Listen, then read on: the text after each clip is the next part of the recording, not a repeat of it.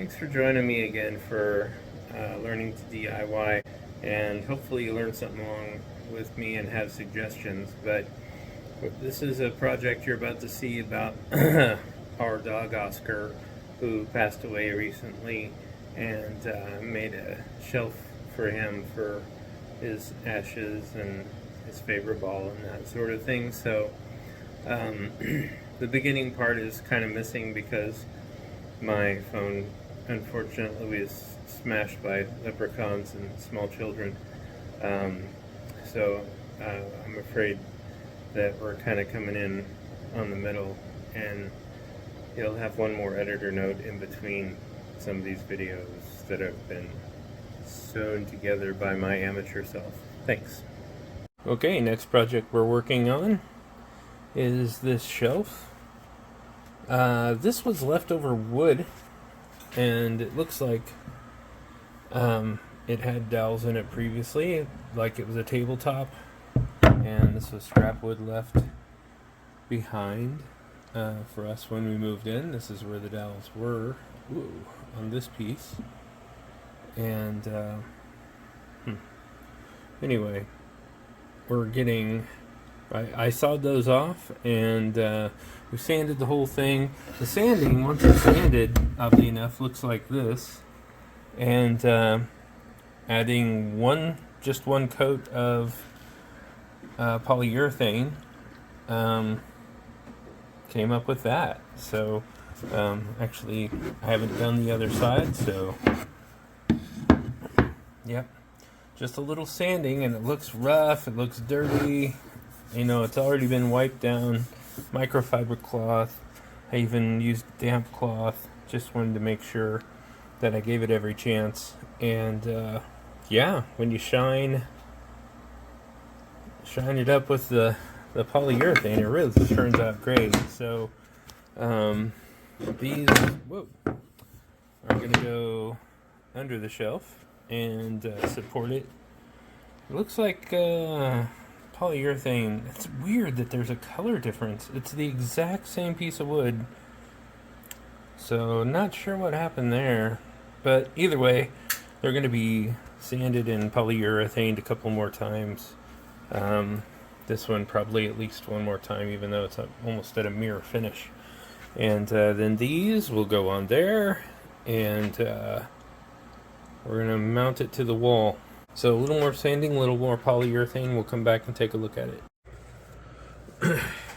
So first thing we're going to do is grab our polyurethane, grab a screwdriver,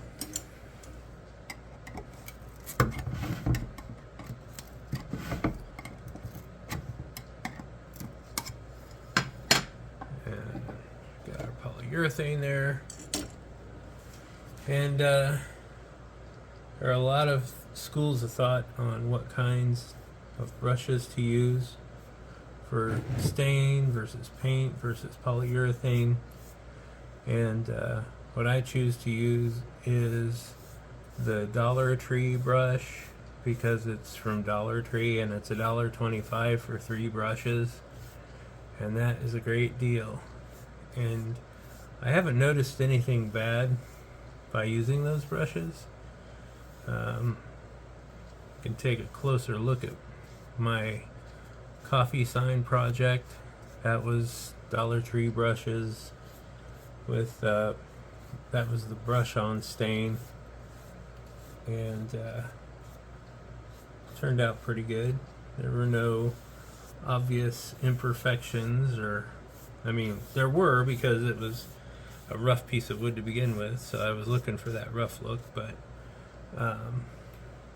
you know, that does help, I will admit. But no, there was nothing wrong with the outcome of the Dollar Tree brush. So Dollar Tree has actually provided a lot of my hobby supplies that I would have to find elsewhere, much more expensive.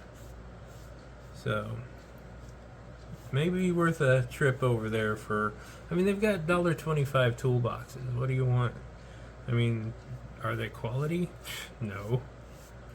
But if you want a box to put stuff in that'll stay closed.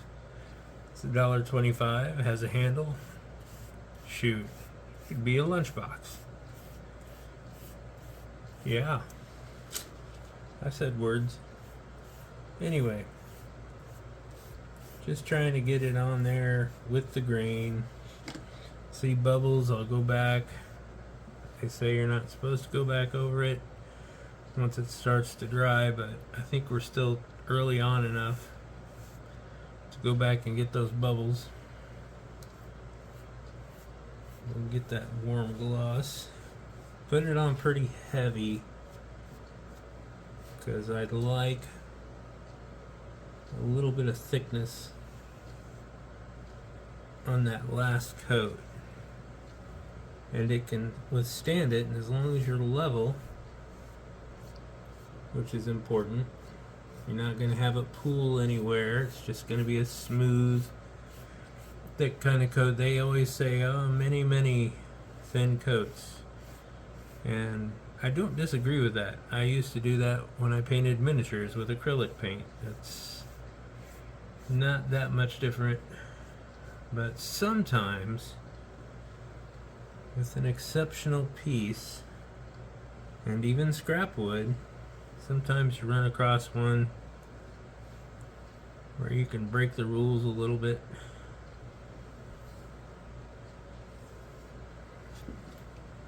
Okay, that looks pretty good.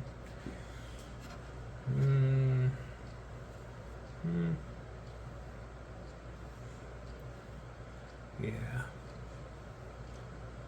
Just making sure you have those imperfections, not bubbles. So that's imperfections in the wood additionally. Not dust, because I did clear this off after sanding with a microfiber cloth, so that's important. Alright, well, let's get some light on the subject. All we're going to do right now is sand what we've got here. This is actually just about as done as it needs to be. So I'll probably leave it alone. It's very shiny, very nice. A few fingerprints. These had one coat of wipe-on polyurethane on one side, and the other side had a paint-on polyurethane. I just wanted to see what the difference was, since it doesn't really matter. But they are exactly the same size, and they'll go attached to this as supports for the shelf. So I'm going to go ahead and sand those, and we'll get another coat of polyurethane on it.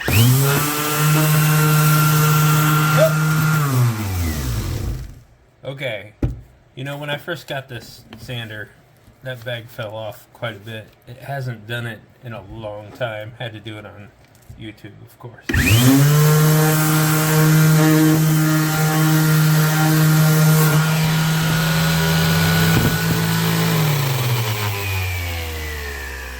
That is one thing you have to learn, is when you break contact with the wood, it really spins up aggressive, so gotta calm it down before you can go again.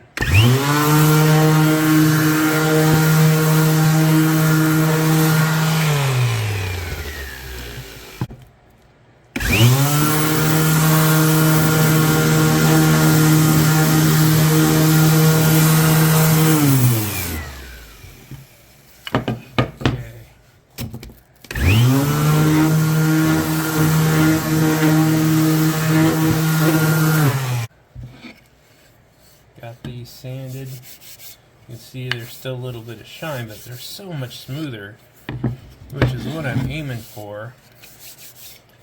I'll try a few more coats of the wipe-on polyurethane. Maybe they'll come out a little smoother, which is this stuff that I'm using. I don't know if you can catch that. It's the Minwax wipe-on polyurethane. I don't think it's going to turn out as shiny as this on unless I paint on this stuff, which is the warm gloss Minwax. But I want to start with it just to see if I can keep it light and smooth, and then do additional coats. So next up, gloves, and we'll wipe that on. I will make a note on gloves. I like the 5mm gloves. Grease Monkey is a great glove, and I've got some Hardy gloves that were free. They always have giveaways at Harbor Freight, so I do that. And that's pretty cool. So, okay, gloves on. Then we need a screwdriver.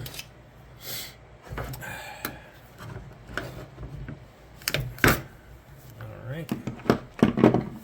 And I am usually all about using a microfiber cloth for this because it doesn't leave lint behind. And they're not super expensive. I really don't like using the expensive ones like this, but today I'm going to because it's handy, and they're not really truly expensive, but I mean, if you're gonna, I think 99 cents for 4 of them. I got 4 of them for free once, so those are actually really good. Okay, so I'm wiping it on really thin.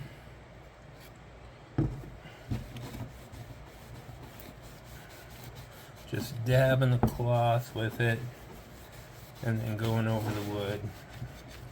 See how that turns out. I'm going to set it aside. Get the other one in here. Let's do the same side. The less rough side. I thought there were different colors at first, and then I just realized that no, they're just they're part of the same piece. A former shelf, or a former what did I say? Yeah, I think it used to be shelving of some sort. Anyway, I want to go with the grain, so where possible, get this back over here. Make sure we went with the grain. Okay, we'll come back and do the other side when this one dries. I don't see any lint. I don't see anything odd. We're just gonna let that dry and come back to it. We're doing the pre-stain on the unfinished side that will show. Sanded down, and now we'll add the pre-stain. I'm going to brush it on lightly with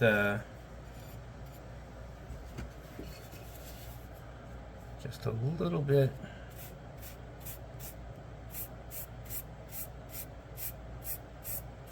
And I don't think that there's a way to match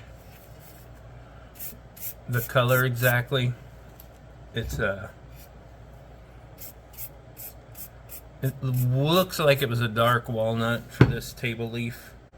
Okay, I'm gonna go ahead and, looks like we got a little over pre-stain. I don't think that'll affect it, especially since we're going to be going over this with a polyurethane.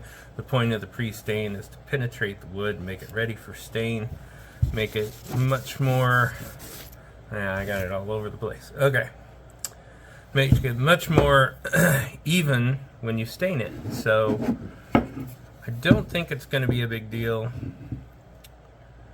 But we want to make sure we give that stain every chance to be even, so that when we put the dark stain on it, we're not creating a situation where it's going to be gloppy, or, you know, it's going to look bad.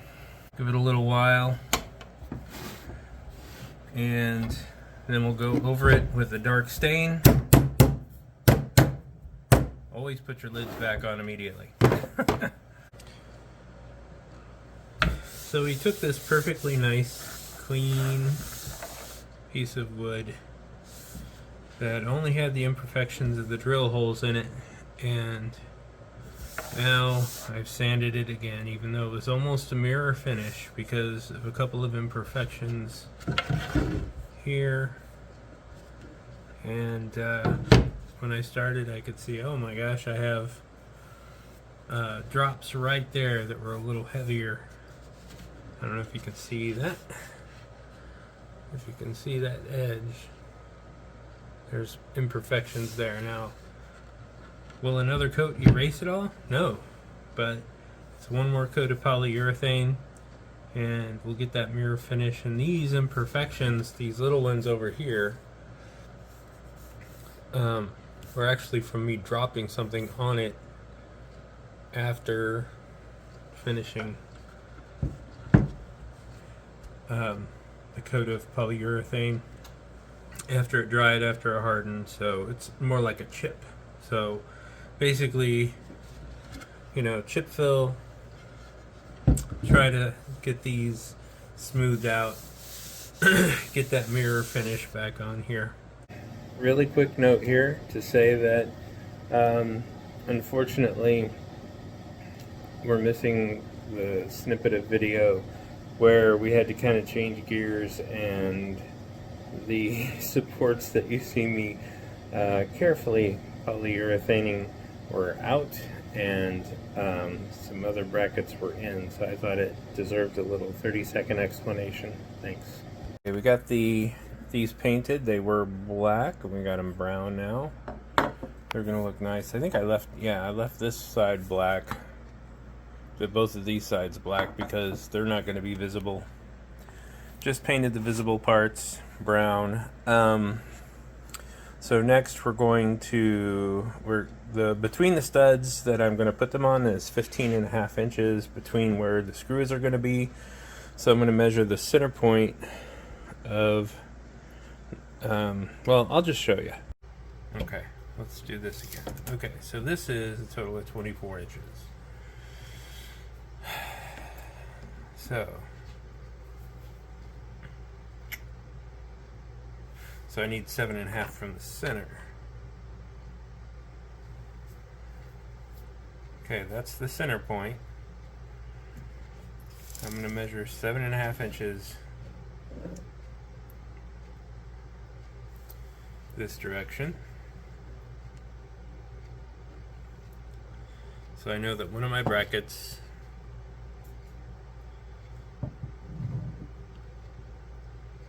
is going to be centered there. Let's see, so this is against, I don't think the eye is going to be able to tell the difference. So that's 7.5. Okay, and this is 7.5. Yes.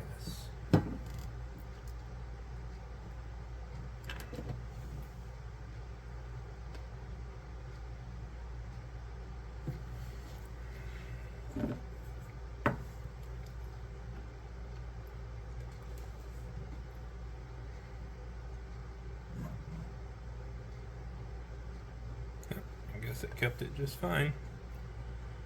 Okay, so that's where we're gonna screw that in.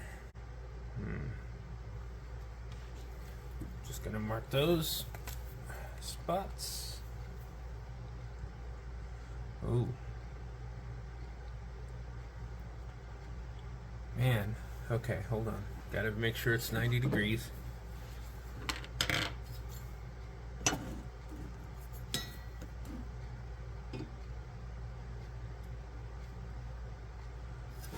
Okay, make sure this one's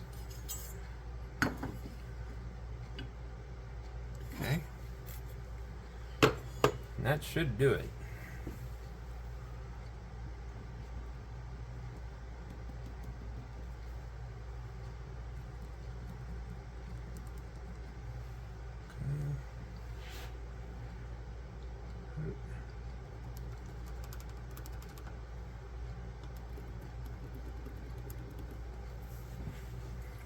Well, that didn't.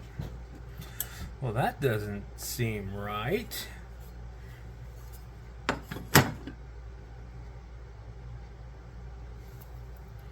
Why isn't that marking? Oh, it is. You just can't see. Okay. All right. Next step, get some better lighting.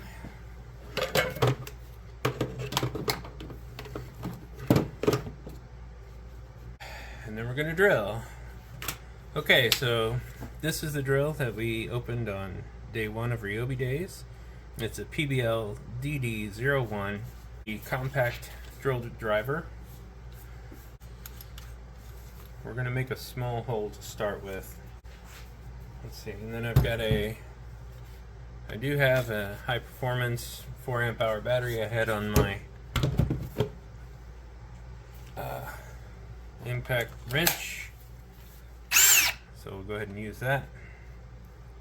I'm going to go ahead and get 90 degrees, as close to 90 degrees as possible. I'm going to go ahead and score this. Make sure I'm as exact center as possible.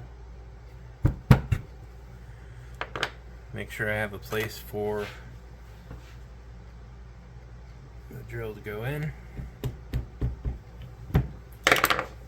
so we don't scoot around all over this thing. There we go.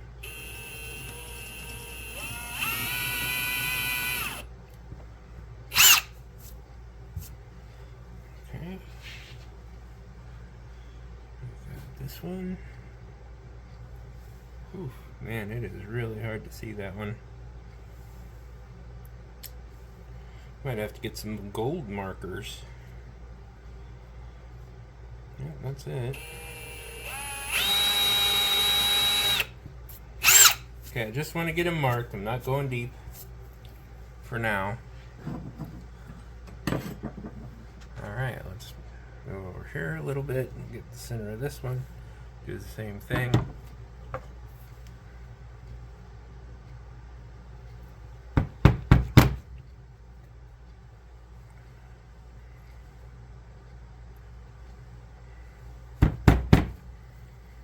Even these little cheap Harbor Freight picks and stuff are good for this kind of thing.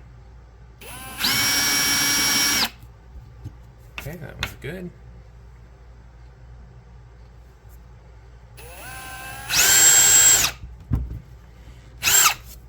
Alright.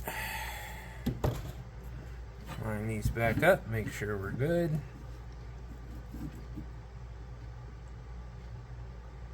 Oof, man. Yeah, we are barely lined up. Okay, I'm going to go ahead and attach these. So when I get up there, as you'll see, this hole is right. You can see that there's a hole, and it's kind of in behind these things. I'm not going to be able to fit the drill back there to the whole drill to drill a straight hole. The solution to that is a 90-degree adapter, or 90-degree attachment rather, for a drill driver. We'll have to make sure that we don't have a screw that's too deep or too long. We also have to measure the thickness of what we're drilling. So we know that that is about 1/8 of an inch thick. So we're talking about a full inch. I know that these will be too short. Normally they would be long enough, but because of the thickness of this metal, it's only going to put, okay, so once it's like, if it's tied up against there, you're only going to get that much of the screw into the board, which normally is probably enough to keep it there. But if I put something that's going to flute down into it a little bit, and then it's also going to go deeper in there. We know that we have 7/8 of an inch to work with, so we got 7/8 to work with, and okay, so I know that's going to be about a 1/2 inch into the wood. So we're not going to come out the other side. We're going to be able to secure this, and normally this is the kind of screw you want to use. It's got the flat on the bottom. I don't have any of those currently that are 3/4 of an inch, so we're going to use these 3/4 inch wood screws, and it'll secure it fine. I mean, it's going to hold the wood good. So these are corrosion resistance. They're good enough for outside, good enough for inside. And these are Star Drive, which I always like to use for wood screws. Okay, so we'll go ahead and get these screwed in. These are the self-boring screws. Show. Okay. Whoa. Lighting. Alright. So this one, we need the 90° for, clearly. So I'm going to go ahead and put the first screw in the other one.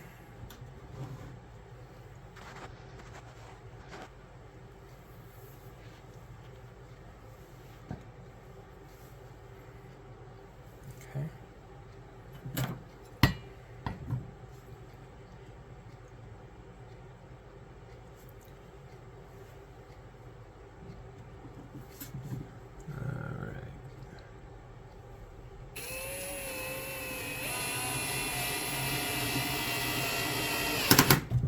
Okay, so this is warped a little. It came from Walmart that way. These were cheap Walmart brackets, but I like the way they look. And I did do these with spray paint, but I also have the brush on so I can touch up little scuffy spots and that sort of thing. Okay, this is the DeWalt 90° attachment. They have 2 other models that are actually more expensive, but I gotta say, this particular model, which I'll have to get that model for you. I'll try to put it in the description if I can find it, but this one is actually, they had a showdown or a shootout or whatever you want to call it on Project Farm with these 90° things, and I gotta tell you, this cheaper one beat out the more expensive ones. So I'm kind of curious what makes people buy the more expensive stuff. But more importantly, my goodness, why do you want to pay that? Oh man, that's going to be tough. I got to find a short Torx. Fit this in here, hopefully. It's got enough clearance with that and the head of the screw. If not, I have a backup plan, so don't worry. Alright, let's see what we can do here.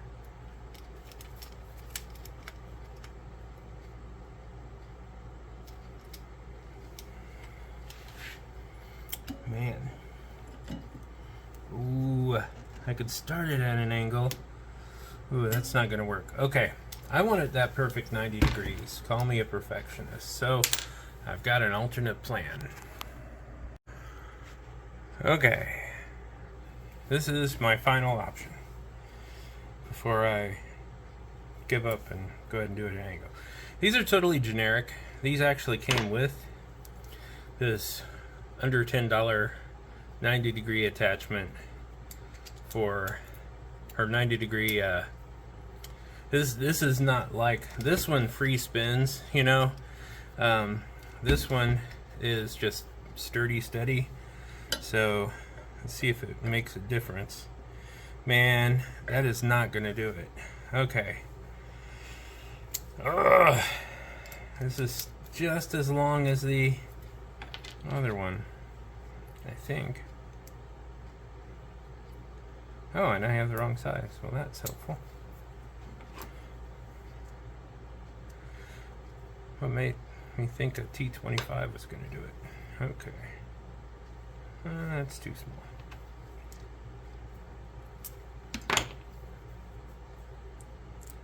Okay, it is a T20 for this. Okay. So,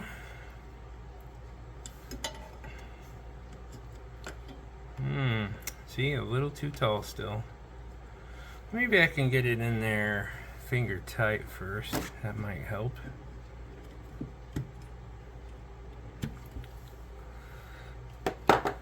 And we'll try it with this one since there's not much difference, and you can see it's not a perfect 90 degrees, but it's pretty close.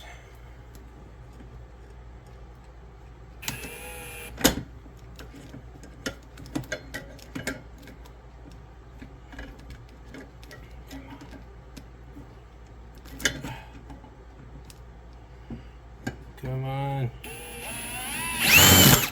There we go. And that's not bad at all. Okay. That was unpleasant. Okay. Let's do the other one. And this one's up off the ground, so I'm not sure. I think we're just going to do the same thing. Get his finger tight. And we'll fit this in there.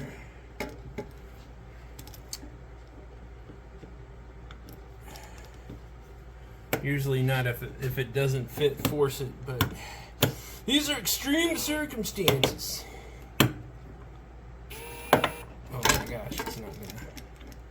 Come on, baby, hold together.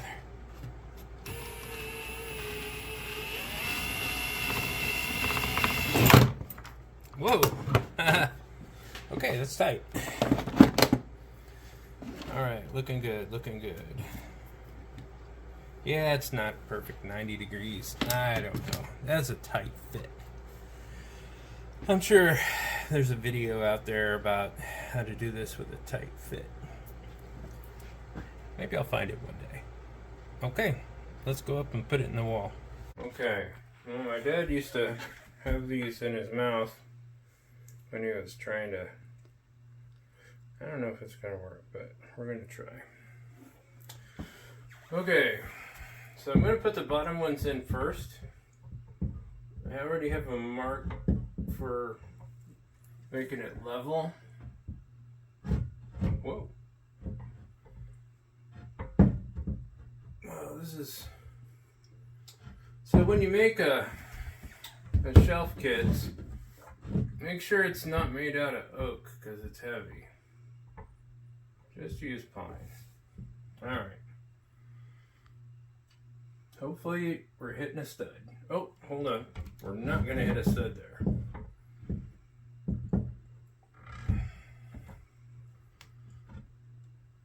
Okay, we should be hitting a stud here.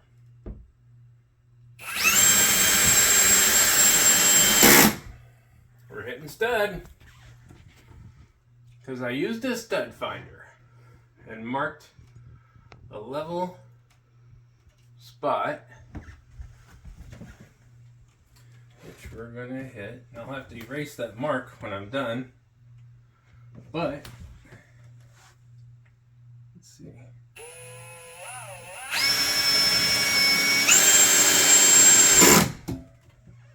All right. Now we'll have to switch to our handy dandy 90 degree, as we talked about, for that upper one. Brought a spare screw in case I drop one. Always do that. It's like, I only need 4. Grab 5. I like this because the 90 degree also has a magnet. Alright, here we go.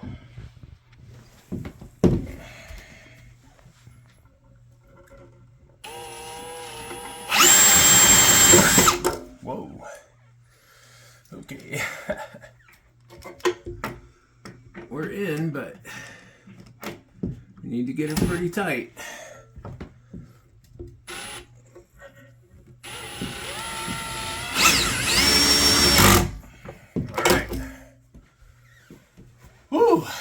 And see, I've got this brown and a brush paint too, so I can just paint those little gold coated screws, and you'll never know that they weren't brown.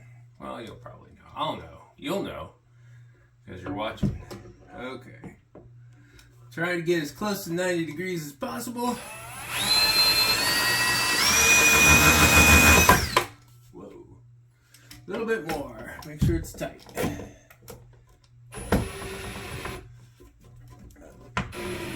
Okay. That is tight. Alright, that's a sturdy shelf right into the studs.